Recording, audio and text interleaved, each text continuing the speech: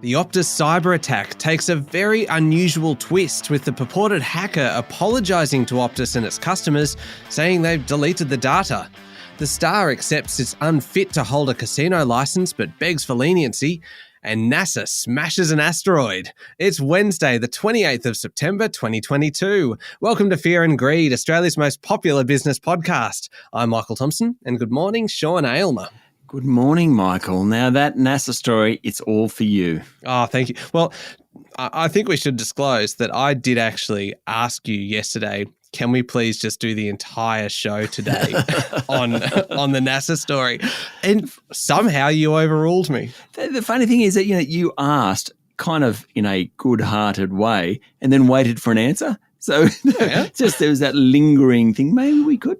Maybe just in case there wasn't anything else happening today, maybe we could have just spent the entire time talking about asteroids. But of course, alas, there's a whole world going on out there that had nothing to do with asteroids. Yeah, there certainly is. And your interview today is with Karen West, who is the founder of Apostle Funds Management. A very, very topical interview, investing in volatile times. That's right. And they invest in both equities and bonds, which makes it really interesting. They also are impact funds. So when I asked her directly, if you're an impact fund, doesn't that mean that you can't sort of spread your risk?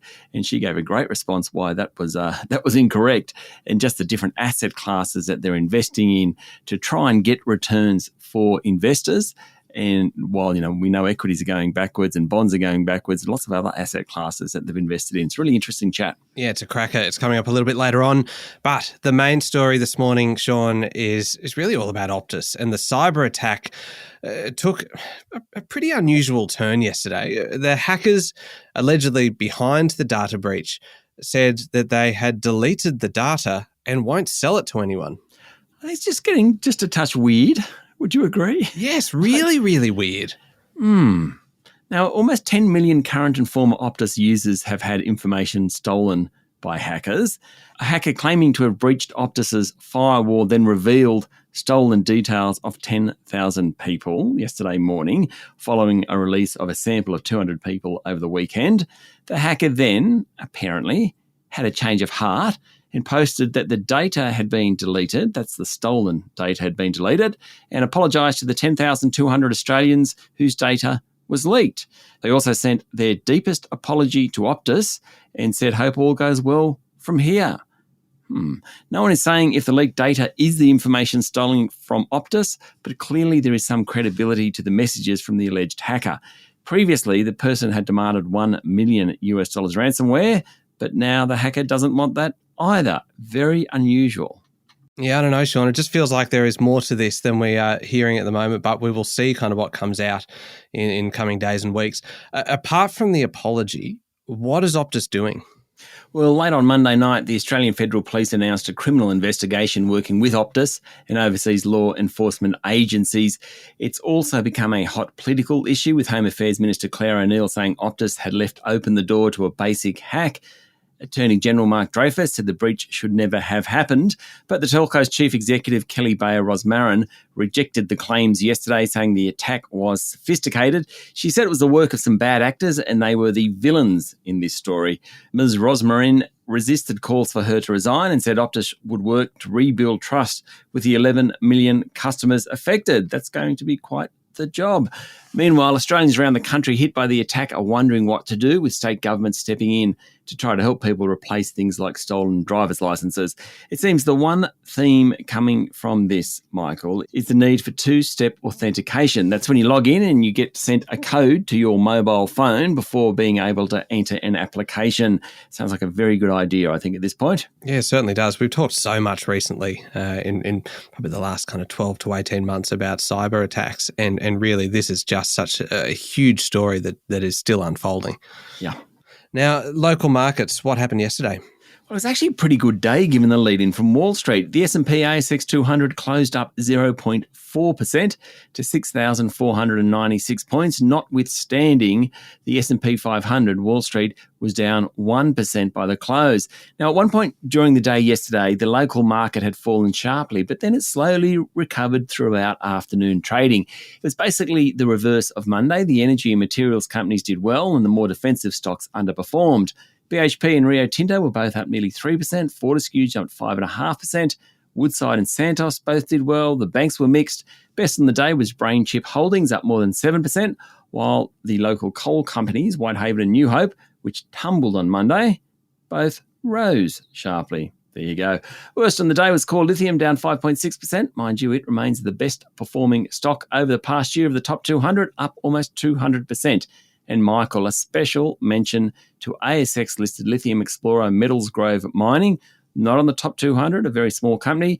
Its share price jumped more than 60% yesterday after it said it had identified a significant lithium deposit in Western Australia. 60% in one day. What a cracker. Yeah. How about international markets? What's happening? Well, commodities are really taking centre stage at the moment. Fears of the global economy tipping into recession has pushed the Bloomberg Commodity Spot Index, which measures 23 futures contracts, to its lowest level since January last year. It's off more than 20% since its peak in June, and all the gains post-Russia's invasion of Ukraine have now dissipated. Not helping commodities is the appreciating US dollars.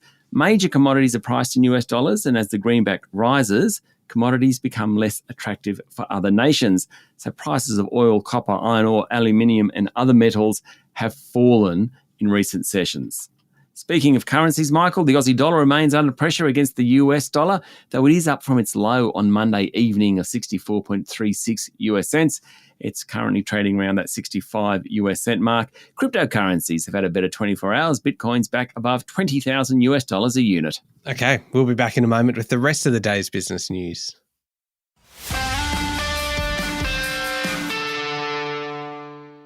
Sean, the Star has conceded to New South Wales regulators that it isn't fit to hold a casino licence, but has asked to be able to continue operating under strict supervision. That's right. The gaming giant was given until yesterday to respond to a show cause notice from the New South Wales Independent Casino Commission to explain why it shouldn't lose its licence or face fines of up to $100 million. Ben Heap, the Star's interim executive chair, said the group accepted the findings of the Bell report, including the finding of unsuitability. But in a letter to Chief Commissioner of the NICC, Philip Crawford, he asked for leniency, arguing that the appropriate action NICC should take is to allow the Star Entertainment Group to continue to operate the licence under strict supervision and be held accountable to the milestones on its remediation plan. Mr. Heap asked the regulator to look at the work already done, including hiring 53 consultants to help oversee the remediation plan and installing 15 new facial recognition cameras. The Star share price closed up more than 1% yesterday, but it's down 30% this year. Sean, a company owned by the Papua New Guinea government has offered Santos $2.2 billion for a 5% stake in its LNG project in the country. Kumul Petroleum is PNG's national oil and gas company, and it wants the stake.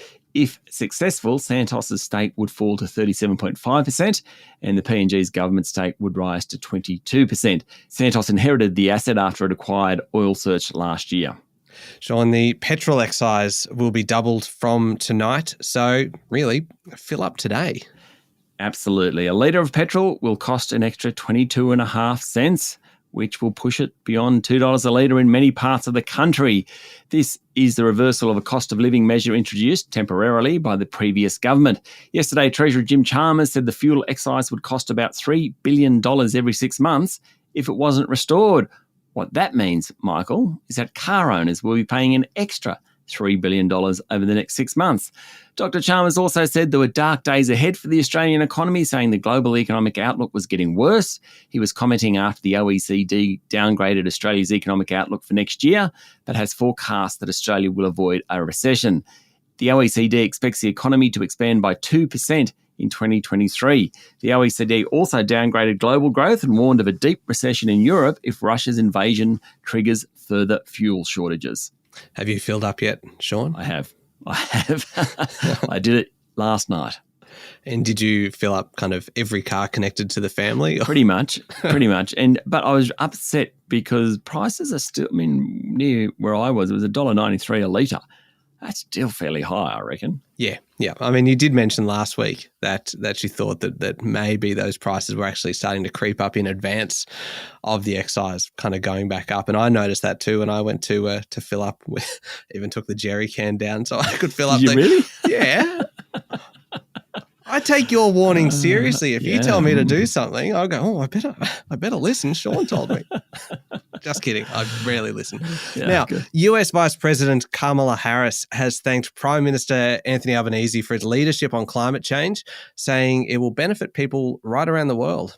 She said Mr. Albanese has been particularly ambitious with his climate goals. Ms. Harris and the Prime Minister are both in Tokyo, attending the funeral of former Japanese Prime Minister Shinzo Abe.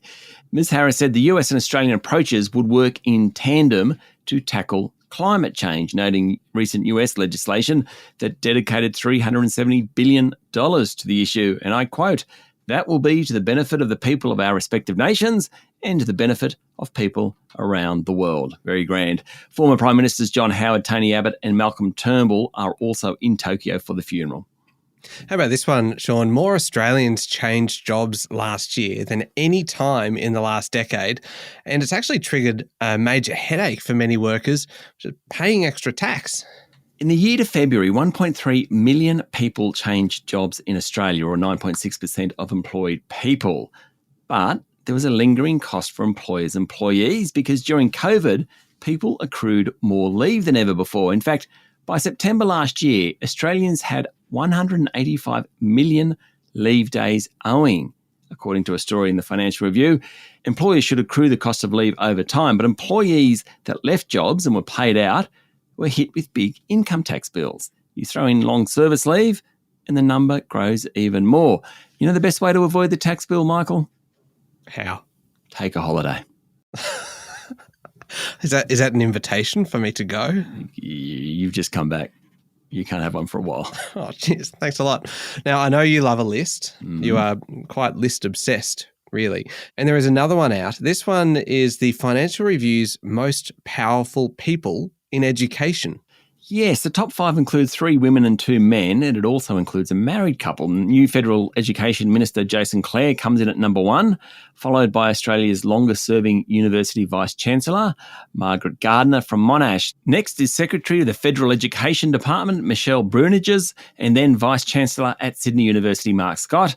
Coming in at number 5 is high-profile principal of Winona School in North Sydney, Bryony Scott. As it turns out, Mark Scott and Bryony Scott are married. I wonder what the discussion's like over the dinner table. You know, Sean, I suspect they would talk about everything but education. Possibly. It'd be like one of those things where the last thing you want to do is kind of talk shop at home. Yes, that's very true. That's very true. Mark Scott, of course, is well known because he ran the ABC for a while. He was a teacher. He was a journalist. I worked with him at Fairfax for a while. A good man, Mark. Yeah, indeed. Now, moving on to overseas news, and the World Bank has released economic forecasts, and it thinks China's economic expansion will be slower than the rest of Asia for the first time in more than 30 years. The zero COVID tolerance policy, which has hamstrung the economy totally, and the property market meltdown are the main reasons for the downgraded growth forecast of 2.8%. That compares with an expansion of more than 8% last year. Now, the outlook for the rest of Asia has improved, with the Asia-Pacific region expected to grow by more than 5% in 2022, thanks to high commodity prices and a rebound in domestic consumption. New Zealand Prime Minister Jacinda Ardern has a fight on her hands to win a third term, with a poll showing she is narrowly trailing her opponents a year out from the next election.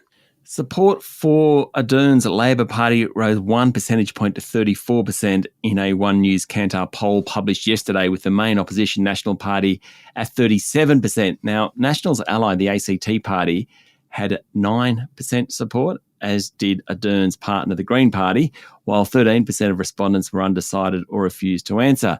The interesting thing here, Jacinda Ardern is extremely popular outside New Zealand, less so within her home country. Finally, Sean, the story that I think everyone has been waiting for. Everyone.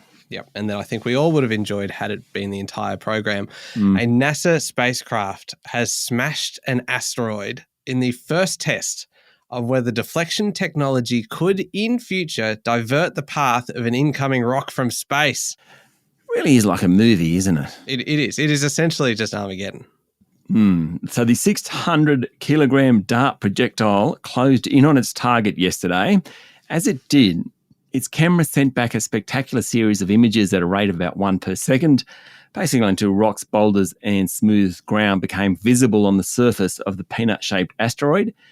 Then came the moment of impact, right on target at 23,000 kilometres per hour, and then the picture feed died. There you go. According to the Financial Times, scientists and engineers at mission headquarters at Johns Hopkins Applied Physics Laboratory in the US erupted in cheers and applause, hugs and handshakes, and NASA said it marked a new era for mankind whereby we can protect ourselves from hazardous asteroids. Sean, that is by far my favourite space story of the week. But if I was to nominate a second favourite space story for the week, I would suggest this one. I don't know if you saw this out of Tasmania with a meteorite at a school. Yes. The faked meteorite that they were basically doing to kind of promote a science discovery day at a primary school in Tasmania. And it was so well done. They had done it all with kind of a local company and looked like this giant rock had just smashed into the car park of the Tasmanian primary school that it just took off online, and they basically had to put out statements saying, no, a meteorite hasn't crashed into a school in Australia. My favourite was that I think the principal of the school admitted, we didn't think it would go this big.